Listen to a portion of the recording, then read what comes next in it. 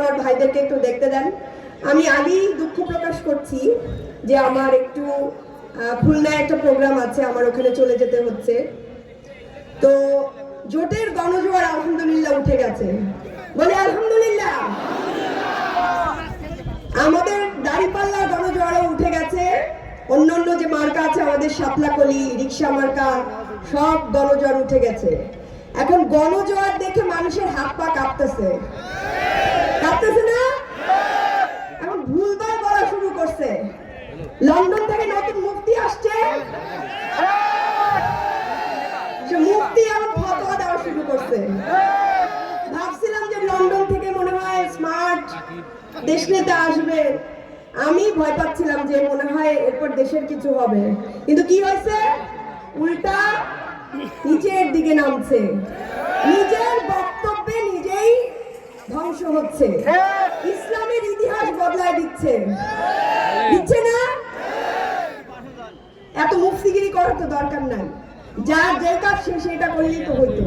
মুফতির জন্য তো আছেই, তাই না? লোক আছে, ফতোয়া দেওয়ার জন্য তো লোক আছে। গণজোয়ার দেখে, দাঁড়িপাল্লার গণজোয়ার, জোটের গণজোয়ার দেখে হাত পা কাঁপাকাঁপি শুরু হয়ে গেছে। কি বলবে কি করবে দিশা পাচ্ছে না। আবার কতক্ষণ পর কি করে? আমাদের শ্রদ্ধেয় যে আমাদের আমিরের আইডি হ্যাক করে মানুষজন, মানে কোন দিক থেকে বলে যে চাকরিজীবী মেয়েদেরকে নাকি সে চাকরি করতে দিবে না, অথচ দেখেন আপনার চাকরিজীবী বোনেরা আজকে দাঁড়িপাল্লার পক্ষে দাঁড়ায় গেছে। এই যে আমি রাখেন চাকরি করি, এবং শুধু চাকরিজীবী বোনেরা, ইয়াং মেয়েরা, আপনি বিশ্বাস করবেন না কি পরিমাণ ইয়াং মেয়েরা। দেখছেন না রিলস বানায় ইয়াং মেয়েরা? দেখছেন কি গানে রিলস বানায়? দাঁড়িপাল্লা গানে রিলস বানায়, ইয়াং মেয়েরা রিলস বানাচ্ছে। কারণ বুঝে গেছে তারা ইসলাম এবং ইসলামিক নিয়ম কানুন এত সুন্দর যে ইসলাম কারো উপরে জোর জবরদস্তি করে না, করে?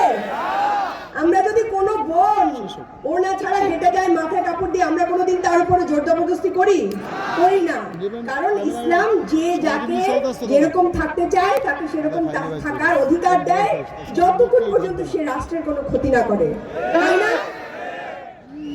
এখন কি বানাইছে যে আমরা নারী বিরোধী, অথচ নারীরা দাঁড়ায় দাঁড়িপাল্লার প্রোগ্রামে বক্তব্য দিচ্ছে, দিচ্ছে না? নারীরা তাকবীর পড়ছে, পড়ছে না?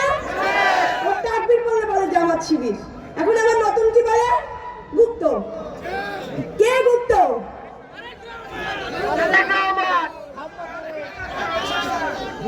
শুনেন, গুপ্ত শব্দ ইউজ করেন না। এই যে আয়শা, আয়শা যে এখানে বসছেন দলীয় চেয়ারম্যান হয়ে, এটার পেছনে এই যে আমাদেরকে বলেন, আপনাদের ছেলেপেলেরা আমাদেরকে বলে জামাতি নারী, আবার বলে গুপ্ত, আমাদের কিন্তু অবদান আছে। এই যে জামাতের ভাই বোনেদের অবদান আছে, এই যে এনসিপির ভাই বোনেদের অবদান আছে, এদেরকে আপনারা গুপ্ত বলেন? হাসিনা রাজাকার বলতো না? রাজাকার বলে পতন হয়েছে না? এবার গুপ্ত শব্দে পতন হবে না? ইনশাআল্লাহ গুপ্ত শব্দে পতন হয়ে যাবে।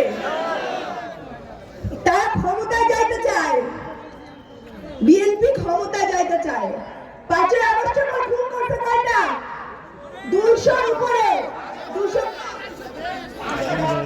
550টা সহিংসতার সাথে দায়ী সে। 600টা সহিংসতা হয়েছে, 600টা সহিংসতা হয়েছে, তার মধ্যে 550টা 99% মার্কস পেয়ে পাস করছে বিএনপি। সহিংসতায় পাস করছে, ভালো কোনো কাজে পাস করে নাই, ধর্ষণে পাস করছে। নারীদের, এই যে আমাদের জামাত ইসলামের বোনদের কান ছিঁড়ে ফেলছে, হিজাব ছিঁড়ে ফেলছে। বাংলাদেশের কোন কার ক্ষমতা আছে মহিলাদের গায়ে হাত দেয়? আমরা আবার দেখে নিব, এই যে নারীরা এসে দাঁড়ায় দেখতেছি, আমরা আবার দেখে নিব 12 তারিখে যে নারী নিপীড়কদের ইনশাআল্লাহ আমরা প্রতিহত করে দিব, পারবো না? আরেকবার যদি কোন জামাত ইসলামের বোনদের গায়ে হাত দেন, কোন সাধারণ নারীদের গায়ে হাত দেন, তাহলে আমরা, এই যে আমি মাহমুদ আবি তো বলে গেলাম, আমরা সকল নারীরা মিলে আপনাদের সেই হাতকে প্রতিহত করব।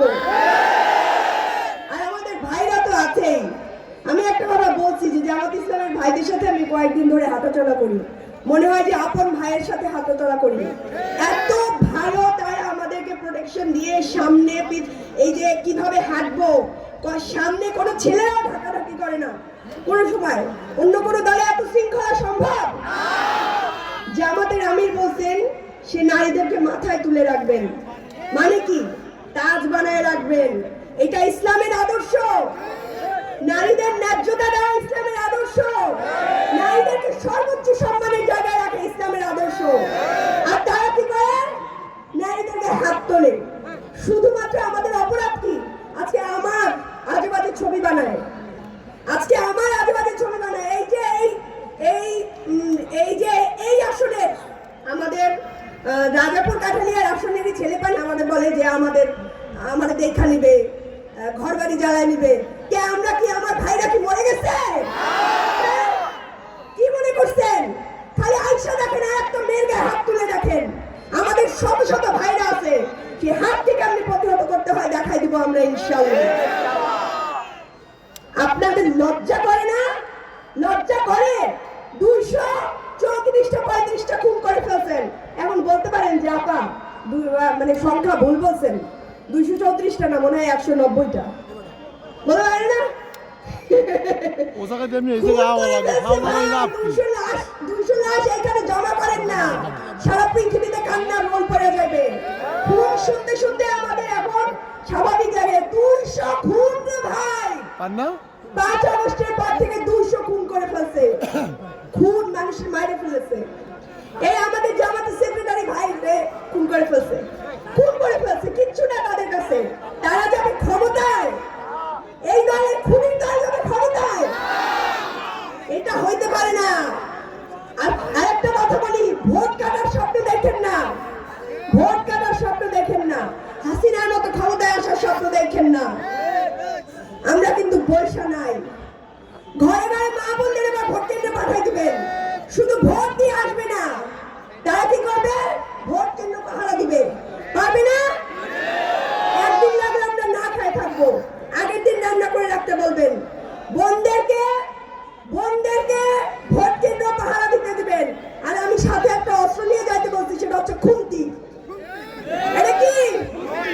এই বরিশালের মা বাপেরা আমাদের এই যে খুন্তি, জুতা, বেলন এগুলো দিয়ে শিক্ষা দিচ্ছে, এগুলো দিয়ে শিক্ষা দিয়ে ডাক্তার বানাইছে।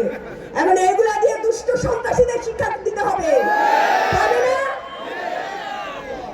এই খুন্তি দিয়ে আমরা সন্ত্রাসীদের শিক্ষা দেওয়া দিব একদম ইনশাআল্লাহ। ডাল ঘুটনি এগুলো নিয়ে মা বোনদের একদম কেন্দ্র পাহারা দিতে পাঠাই দিবেন। ভোট কাটার স্বপ্ন দেখুক একবার। একদম ভোট কাটার স্বপ্ন দেখলে একদম ডাল ঘুটনি দিয়ে কেমনি সুদা বানাইতে হয় সেটা আমাদের মা বোনরা দেখাই দিবে। কোন খুনিদের আমরা রাষ্ট্র ক্ষমতায় আসতে দিব? কোন চান্দাবাজকে রাষ্ট্র ক্ষমতায় আসতে দিব? কোন টেন্ডারবাজকে রাষ্ট্র ক্ষমতায় আসতে দিব? নারীদের যারা কাপড় ছিঁড়ে ফেলে তাদেরকে রাষ্ট্র ক্ষমতায় আসতে দিব? এটা হাদির শহর, আমাদের জনকাঠি ইনসাফের শহর, হাদির শহর। আমরা হারবো না, হাদির শহরে কেউ হারে না। আমরা আজীবন জিতবো এবং হাদির শহরের মানুষ, এই ঝালকাঠির মানুষের আজাদির লড়াই লড়বে। আমি লড়বো, আমার সন্তান লড়বে, আপনাদের সন্তান লড়বে। হাদি চাইছিল কি? ইনসাফ, বিচার। ইনশাআল্লাহ জোট ক্ষমতায় যাবে এবং আমরা হাদি হত্যার বিচার করবো। পারবো না ভাইয়া? হাদি হত্যার বিচার করতে পারবো না? ভাইয়ের রক্তের প্রতিশোধ নিতে পারবো না? আপনারা কষ্ট করেন, অনেক কষ্ট করতেছেন। হাদি হত্যার বিচার চাই, আমরা সবাই চাই। এবং 12 তারিখে আমরা জোটের গণজোয়ার দেখতে চাই আপনাদের মাধ্যমে। ইনশাআল্লাহ আমরা 12 তারিখে জনগণের সেবক হয়ে যাব। 13 তারিখ পর থেকে আমাদের বিজয়ের মাধ্যমে আমরা জনগণের সেবক হিসেবে উপস্থিত হব ইনশাআল্লাহ। এবং আপনাদের সাথে মাঠে ময়দানে আমাদের বারবার দেখা হবে। আমরা যে ইলেকশনের পর ঢাকা যায় উঠবো সেরকম সেবক আমরা হব না। বারবার আমরা আসবো, আপনাদের কথা শুনবো, মাঠে ঘাটে দৌড়াবো। ঠিক আছে?